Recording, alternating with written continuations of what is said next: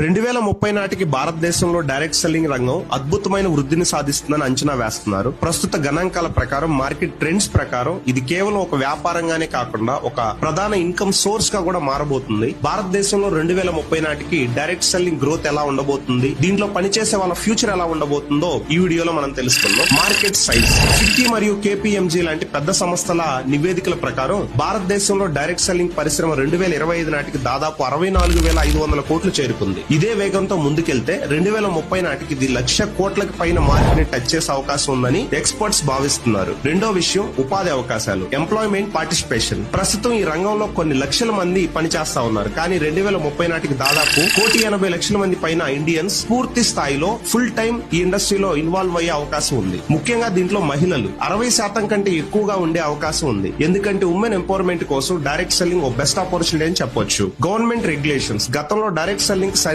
చట్టాలు లేవు, కానీ ఇప్పుడు భారత ప్రభుత్వం consumer protection direct selling rules 2021 వచ్చిన తర్వాత ఈ చట్టాలు చాలా కఠినంగా ఉండడం వల్ల మోసపూరిత కంపెనీలు, మనీ సర్క్యులేషన్ స్కీమ్స్ ని మెయింటైన్ చేసే కంపెనీలన్నీ కూడా క్లోజ్ అయ్యి నిజమైన ప్రొడక్ట్ బేస్డ్ కంపెనీస్ లో ప్రజలు జాయిన్ అయ్యి పని చేస్తారు. అండ్ ఆ కంపెనీస్ కి గౌరవం, నమ్మకం కూడా పెరుగుతుంది. 2030 నాటికి ఇది అత్యంత సేఫ్ ఆపర్చునిటీ కెరియర్ గా మారబోతుంది. దీని యొక్క మెయిన్ గ్రోత్ కి కారణం డిజిటలైజేషన్. సోషల్ మీడియా ఎక్కువగా జనాలు యూజ్ చేయడం వల్ల ప్రొడక్ట్స్ ని ప్రమోట్ చేయడం కానీ, టీమ్ బిల్డింగ్.